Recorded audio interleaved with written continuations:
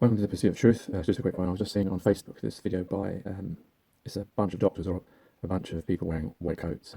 Um, I think it's in Washington DC, and it's a Dr. Stella Manuel, and she's making a claim that she treated 305 I think, patients with hydroxychloroquine, zinc, and one other medicine, and she's claiming that it works.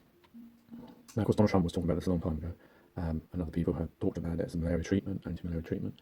I don't know why it would work with lungs, but recently I saw, was it Oxford University? There was a science journal, Science, was talking about how well the UK done and how it tested hydroxychloroquine and that it doesn't work. Now, of course, in this video, it's been removed from Facebook and YouTube, but I'm sure you can find it if Stella Emmanuel or Doctor talk about hydroxychloroquine as a cure for COVID-19. She claims it is. She claims every time she's used it, it has worked even with people with previous bad health conditions. Now, I don't know what the data is, whether, is she really a practicing doctor? Who are these 305 people? It's possible if you're not research that these 305 people may have survived anyway, no matter what you gave them, if you gave them nothing. So I don't know how bad they were, how bad their strain of COVID-19 was until we got that data. But the interesting thing to me is how Facebook have removed it, because they claim it's fake news.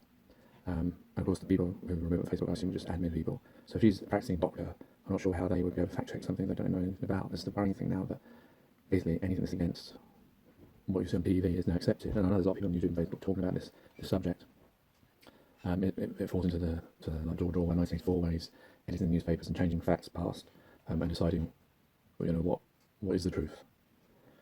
Yeah, it's worrying that now, because I'm looking at these people. I mean, they could be actors for all I know. They could have just got a load of people, put them in white coats. I don't know, did they just make their own press conference? Was it on Fox? Was it on CNN? I don't know if anyone has any more information about this, because it happened in America. I believe she works in Houston, but it was in DC that she was doing this presentation, an impassioned presentation. So I was trying to find out whether, if there's been any fact-checking done, whether she is actually a practicing doctor, who these 25 people is, where she practices, whether she would have the ability to be able to actually give hydroxychloroquine to these people, whether she's working in A&E, for instance. I don't know what her profession is. The problem is that's the problem. Who do we rely on for the truth? Is the media, isn't it? Because if the media says, it doesn't, I'm sure if I look on BBC and Sky News, I'm not going to see a story at all. It's only on Facebook until something comes out about it. Maybe if Donald Trump does a press conference saying how he was right, then we'll all talk about it, and then maybe they do some fact-checking. So I don't know whether is it true or not. Is it an actual person that actually has done this, and that she's accusing big pharma and pharmaceutical companies, and that maybe, or does she work for a manufacturer of this drug, and that's why she's saying that, or she's being sponsored by, because that's the problem. I suppose the real problem is if we're waiting for the media to sort of say, yeah, it's true, or no, it's false, but then that doesn't really, well, you don't know, because they could be complicit in this whole illusion and lies and deception, which we know they all are, because the media tends to follow Reuters and governments and all those kind of organisations that are all part of the system and want it to survive and not tumble down.